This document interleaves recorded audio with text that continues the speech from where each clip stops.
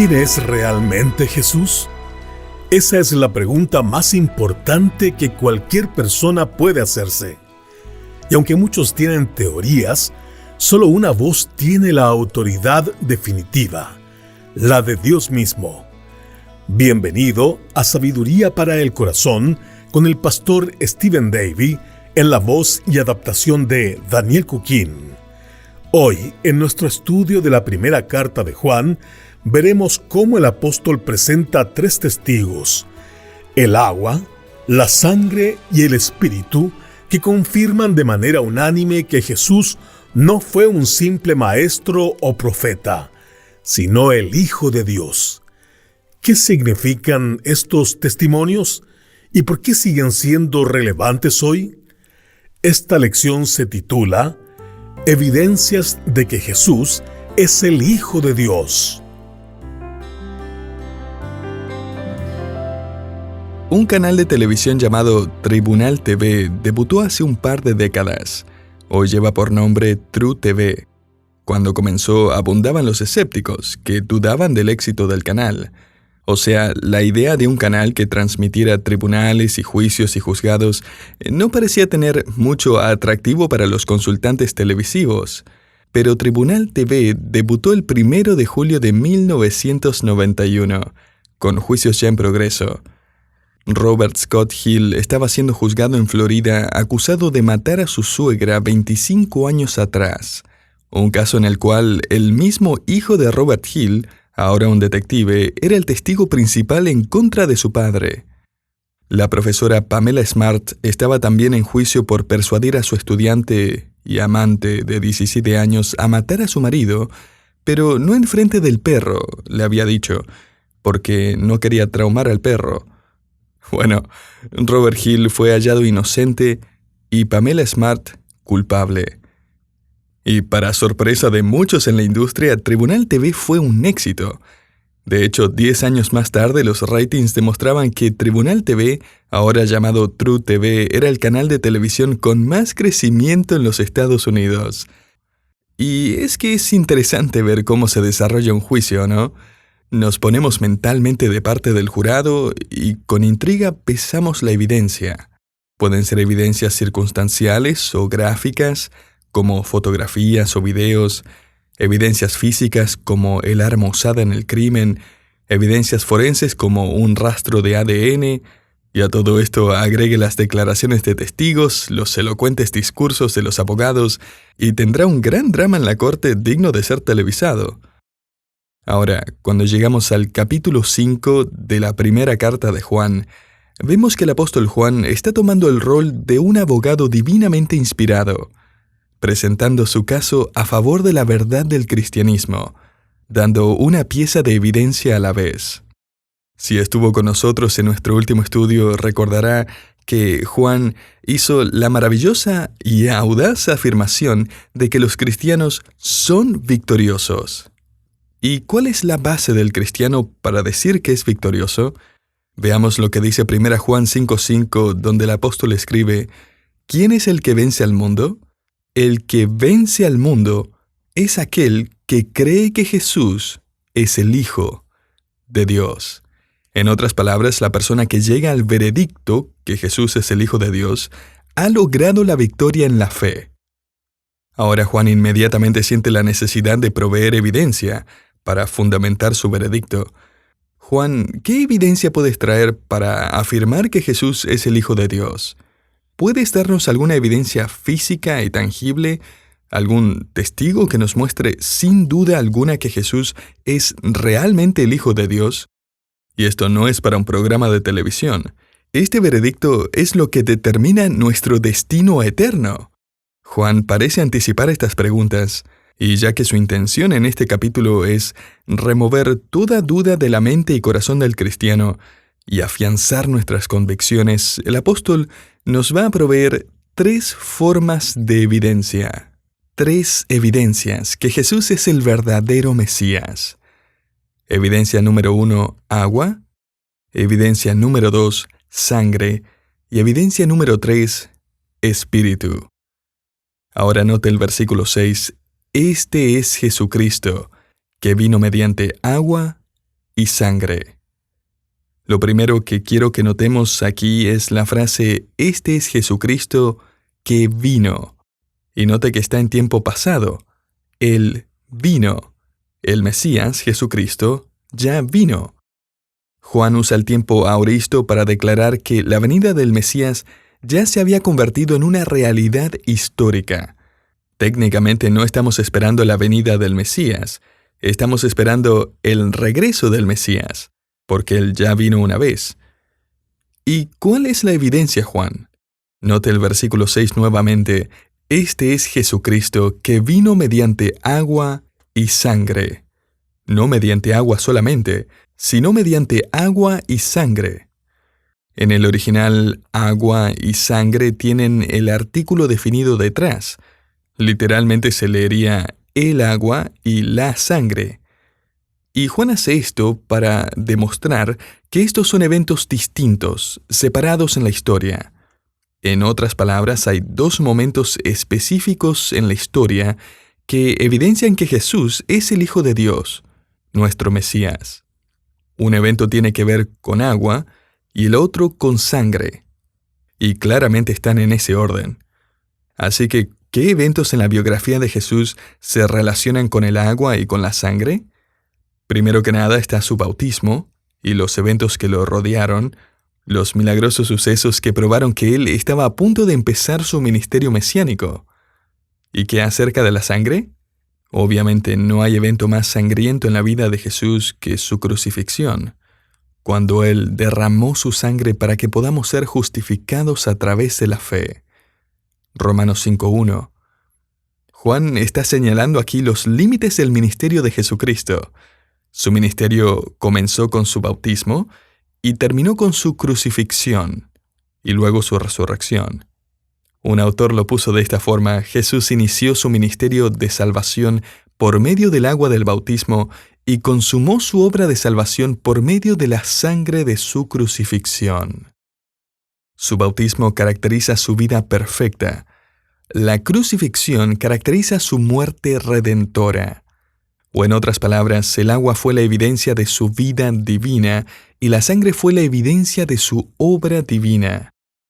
Así que lo que Juan hace aquí es apuntar hacia la evidencia de la autenticidad de Cristo al mostrarnos estos dos eventos claves.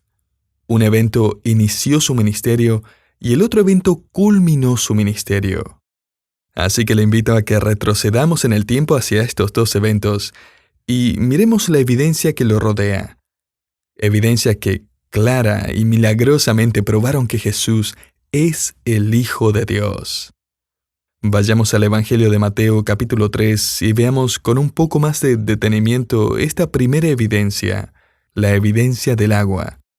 Un profeta de los tiempos del Antiguo Testamento llamado Juan, no el apóstol Juan a todo esto, sino Juan el Bautista, aparece en escena invitando a todo judío a identificarse con su mensaje de arrepentimiento y anticipación por la venida del Mesías.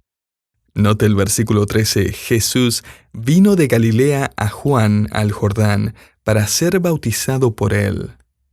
Ahora Juan sabía que Jesús no necesitaba demostrar arrepentimiento al ser sumergido en el Jordán, porque él no tenía pecado, del cual arrepentirse. Pero Jesús va a ser bautizado por una razón diferente. Él mismo dice en el versículo 15 que era conveniente cumplir así toda justicia. O sea, Jesús dice, en este momento es conveniente, es apropiado. ¿Y por qué era apropiado para Jesús el bautizarse? Era apropiado porque Jesús está identificándose con el pueblo de Dios. Él está mostrando una señal externa de obediencia al mensaje de Dios a través de su profeta. Él está señalando el comienzo de su ministerio público. También está presentándose de forma pública como el Cordero de Dios por el profeta de Dios. Y finalmente, y lo más importante para Juan en esta primera carta, este evento, su bautismo en agua, va a proveer un testimonio físico, una evidencia innegable de parte del Trino Dios de quién es Jesús. Note el versículo 16, y Jesús, después que fue bautizado, subió luego del agua, y he aquí, los cielos le fueron abiertos y vio el Espíritu de Dios que descendía como paloma y venía sobre él. Y hubo una voz de los cielos que decía: Este es mi Hijo amado, en quien tengo complacencia. La voz de Dios el Padre hace eco desde lo alto, y todos los que están presentes en el río Jordán escuchan: Este hombre es mi Hijo. Jesús es el Hijo de Dios. 1 Juan 5. Y note esto, Dios el Padre, aquí en Mateo 3, está realmente citando desde su misma palabra inspirada, intencionalmente y estratégicamente. La primera parte, este es mi Hijo amado, es una cita del Salmo 2, versículo 7, un salmo que todo judío aceptaba como una descripción del Mesías, el Rey divino que había de venir. Y la segunda parte, en quien tengo complacencia, viene de Isaías capítulo 42, versículo 1, donde la descripción del Mesías sufriente culmina en Isaías 53. Y allí se nos dice que el Mesías vendría como un cordero que sería llevado al matadero. En Isaías 42:1, Dios el Padre dice que Él pondría su espíritu sobre el Mesías. Y aquí, en su bautismo, vemos al Espíritu descender en forma de paloma, mientras el Padre cita un par de versículos del Antiguo Testamento que describen al Mesías y efectivamente dice: aquí está. El Hijo de Dios, el Mesías destinado a sufrir, el Cordero de Dios que vino para morir por los pecados del mundo, está aquí.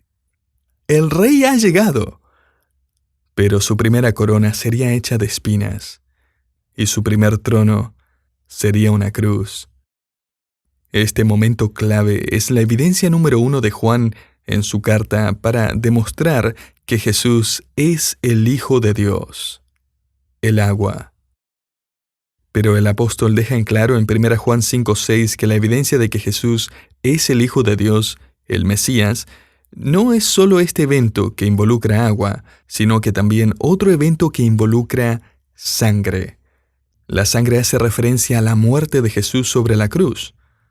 Pero Juan tiene más en mente cuando trae esta evidencia de la crucifixión.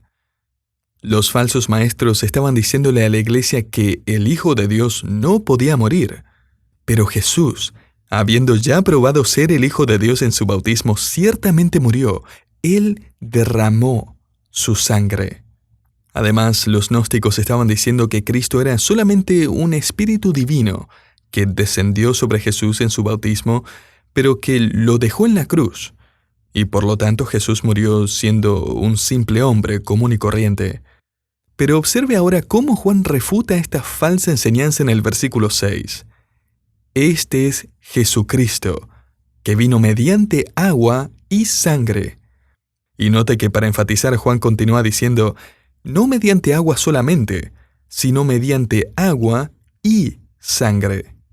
De hecho, cuando Jesucristo resucitó, Él rápidamente se le apareció a 2 discípulos desanimados que estaban volviendo desde Jerusalén a esa pequeña aldea llamada Emaús, y Jesús les dijo, ¿no era necesario que el Cristo, el Mesías, padeciera estas cosas y entrara en su gloria? Lucas 24:26. Jesús, el Cristo, fue bautizado con agua, y Jesús, el Cristo, fue clavado en una cruz, donde derramó su sangre por nosotros. El cristianismo es una religión sangrienta. Es la sangre de Jesús que nos limpia de todo pecado. 1 Juan 1:7. El cristianismo no es una religión donde la humanidad sacrifica su vida por un Dios. El cristianismo es la única religión donde Dios sacrifica su vida por la humanidad. El derramamiento de sangre por parte de Cristo fue el último sacrificio expiatorio y el único sacrificio necesario para limpiarnos de todo pecado. En la Biblia encontramos consistentemente esta doctrina de Cristo como el Cordero expiatorio. Por ejemplo, la Pascua ilustraba la muerte de Cristo con el sacrificio del Cordero Pascual. Isaías 53 profetizó del sufrimiento del Cordero. Juan el Bautista identificó a Jesús como el Cordero de Dios. La cruz del Calvario fue empapada con la sangre sacrificial del Cordero de Dios. y las huestes celestiales aún ahora cantan en el cielo y alaban al Cordero resucitado y exaltado. Y un día nosotros también nos vamos a unir a su canto, el cual el mismo apóstol Juan escuchó cantar y dice: «El Cordero que fue inmolado es digno de tomar el poder, las riquezas, la sabiduría, la fortaleza, la honra, la gloria y la alabanza». Y a todo lo creado que está en el cielo y sobre la tierra y debajo de la tierra, y en el mar, y a todas las cosas que en ellos hay, oí decir, o cantar aún: «Al que está sentado en el trono y al Cordero, sea la alabanza, la honra, la gloria y el poder por los siglos de los siglos». Apocalipsis 5, del 11 al 14. La decisión más importante que usted va a tomar en su vida es el veredicto que tome acerca de este Cordero. ¿Es él su Cordero sacrificial? Y es que la música no solo empieza en el cielo. Usted puede encontrarse entre aquellos en la iglesia que se glorían en la cruz de Cristo y cantan: «Hay un precioso manantial de sangre de Emmanuel que purifica a cada cual que se sumerge en él». ¿Es usted uno de aquellos que cantan esta verdad? ¿Es Cristo su Cordero expiatorio? Quizás usted diga: «He estudiado un poco de historia y la verdad es que la crucifixión no tiene nada de especial, o sea, era algo común en los días de Jesús.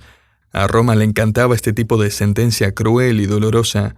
De hecho, Josefo, el historiador del primer siglo, escribió que más de 1000 personas fueron crucificadas en esa región el mismo año que Cristo fue crucificado. Y sabemos a partir de los registros históricos que para cuando Cristo fue crucificado, los romanos ya habían crucificado a más de 30,000 hombres solo en Israel, muchos de ellos en el mismo monte que llamamos Calvario. Entonces, ¿dónde está la evidencia de que su muerte significó algo más que la muerte de cualquier otra persona? Bueno, volvamos una vez más por unos instantes a esta escena descrita en el Evangelio de Mateo, capítulo 27. Se nos dice en el versículo 45 que mientras Cristo colgaba en la cruz, repentinamente a las 12 del mediodía hasta las 3 de la tarde cayó literalmente gran oscuridad sobre la tierra.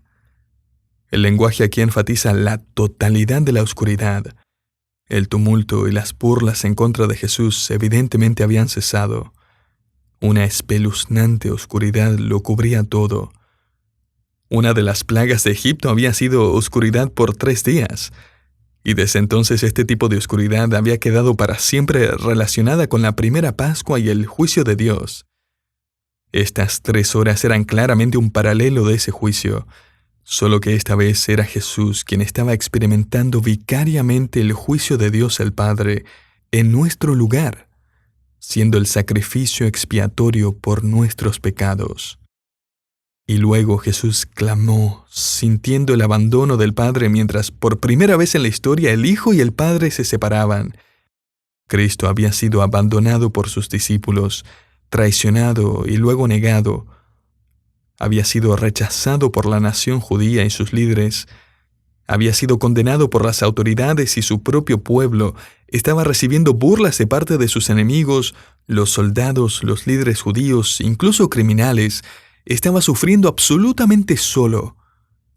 Y ahora, Él es abandonado por su mismo Padre. Pero luego, Cristo clama victoria. «Consumado es», como dice el versículo 50. Quizás usted, querido oyente, sea abandonado, rechazado, traicionado, negado, condenado, burlado o aún incluso asesinado. Pero la muerte sangrienta de Jesucristo significa que usted nunca va a ser abandonado por Dios.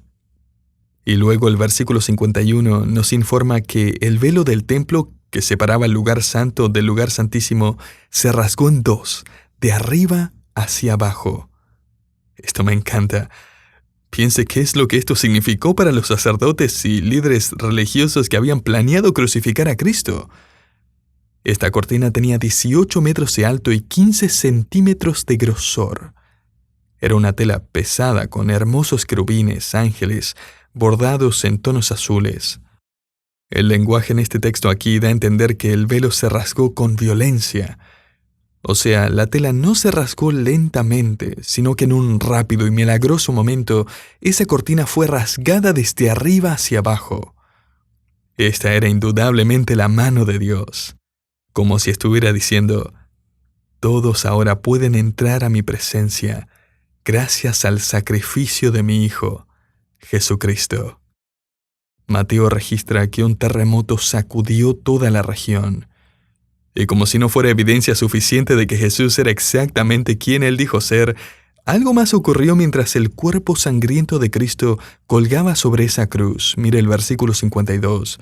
Se abrieron los sepulcros, y muchos cuerpos de santos que habían dormido se levantaron, y saliendo de los sepulcros, después de la resurrección de él, vinieron a la santa ciudad y aparecieron a muchos. ¿Qué tal esa evidencia? Personas que saben que han estado enterradas por años salen de sus tumbas y aparecen en la puerta de su casa. Y no son zombies a todo esto, y no están corriendo por todos lados atacando y comiendo personas. Evidentemente recibieron cuerpos glorificados e ilustraron el poder de Jesucristo para dar vida a todo aquel que cree en Él. El lenguaje indica que ellos, tal como Cristo después de su resurrección, aparecieron a muchos, por un tiempo, para luego ascender al Padre. ¿Puede imaginarse ser uno de ellos? ¿Sabe qué? Un día lo será. Jesús había dicho antes, parado delante de la tumba de Lázaro: yo soy la resurrección y la vida. Aquel que cree en mí va a vivir aún después que muera. Juan 11:25 parafraseado. Y luego dio una evidencia de lo que había dicho: Lázaro, sal fuera. Y eso vamos a experimentar todos nosotros los que hemos creído en Cristo un día. Aquí está la evidencia que respalda el veredicto de que Jesús es el Cristo, el Hijo de Dios. Tenemos la milagrosa evidencia del agua de su bautismo y la milagrosa evidencia de su sangrienta crucifixión. Esas son evidencias externas, pero Juan agrega una evidencia más antes de continuar. Las primeras dos fueron evidencias físicas, externas, de la autenticidad de Cristo, pero esta tercera evidencia es invisible e interna. Volvamos por un momento a la primera carta de Juan, capítulo 5 y versículo 6. Allí dice: y el Espíritu es el que da testimonio, porque el Espíritu es la verdad. En otras palabras, la misma naturaleza del Espíritu Santo es decir la verdad. Y en varias partes del Nuevo Testamento el Espíritu nos manda a exaltar y a seguir y a confiar en Jesucristo. Permítame agregar en este momento que, desafortunadamente, en las traducciones más antiguas de la Biblia en español, como la Reina Valera o la Biblia de las Américas, hay una frase agregada en el versículo 7 por un hombre llamado Erasmo en el siglo XVI. Él agregó una frase acerca del testimonio del Padre, del Verbo y del Espíritu Santo, una frase que desde entonces ha creado un montón de debate. Y es desafortunado porque esta inclusión en nuestras Biblias no cambia la doctrina de la Trinidad, pero sí afecta la interpretación de este pasaje. Esta frase se agregó porque algunas personas querían fortalecer la doctrina de la Trinidad, y por esta presión Erasmo reaciamente agregó la frase en su tercera edición del Nuevo Testamento griego, que se convirtió en parte de la familia de manuscritos conocidos como el texto recibido.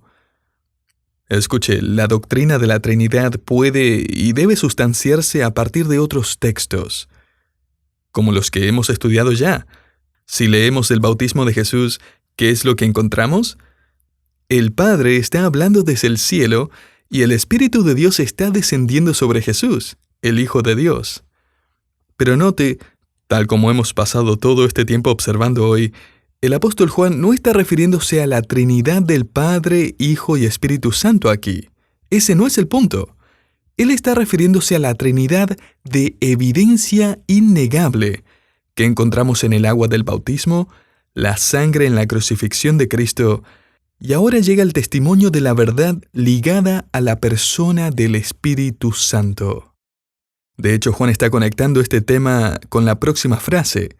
Note el versículo 8, que está mejor traducido en la NBI. tres son los que dan testimonio, y los tres están de acuerdo: el espíritu, el agua y la sangre. Literalmente, estos tres dicen la misma cosa. Juan escribe que el espíritu da testimonio. Y a todo esto, él no solo nos dice la verdad. Juan enfatiza en el versículo 6, note, porque el espíritu es la verdad. Él no tiene que poner su mano sobre una Biblia y jurar que va a decir la verdad, toda la verdad y nada más que la verdad, porque su misma naturaleza es verdad. Y es su rol dar testimonio de Cristo, exaltar a Cristo, el Salvador, delante de toda la humanidad, guiar al creyente en su misión al liderazgo soberano de Jesucristo. Así que el versículo 8 concluye: tres son los que dan testimonio, y los tres están de acuerdo. En otras palabras, si fuera a separarlos, les contarían la misma historia. Y el tiempo presente de este verbo nos informa de la continua actividad de estos testigos en revelar la verdad de que Jesucristo es el Mesías, el Hijo del Dios viviente. Sobre el estrado, ellos van a decir y señalar los mismos hechos.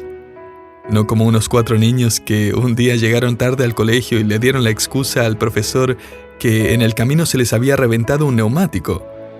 El director inmediatamente los separó en 4 habitaciones distintas y luego le preguntó a cada uno la misma pregunta: ¿cuál neumático fue? Tuvo 4 respuestas diferentes: agua, sangre y espíritu. Estos son los testigos que Juan ha llamado el día de hoy. Y estos testigos le contarán siempre la misma historia: que Jesús es el Cristo, el Hijo de Dios, el Salvador, que realmente vivió y murió y resucitó para darnos vida.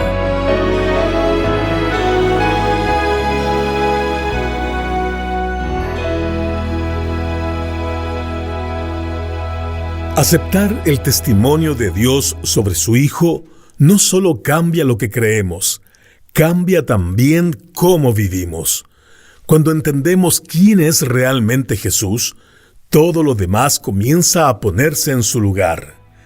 Gracias por acompañarnos en este episodio de Sabiduría para el Corazón, una producción del Ministerio Sabiduría Internacional. Estudiamos el tema Evidencias de que Jesús es el Hijo de Dios, dentro de la serie de estudios en la primera carta de Juan, sin duda alguna. Si desea seguir profundizando en la identidad y la obra de Cristo, le invitamos a visitar nuestra página web sabiduriainternacional.org. Allí encontrará cientos de estudios bíblicos gratuitos. Soy Hugo Zúñiga y nos encontramos en el próximo programa. Bendiciones.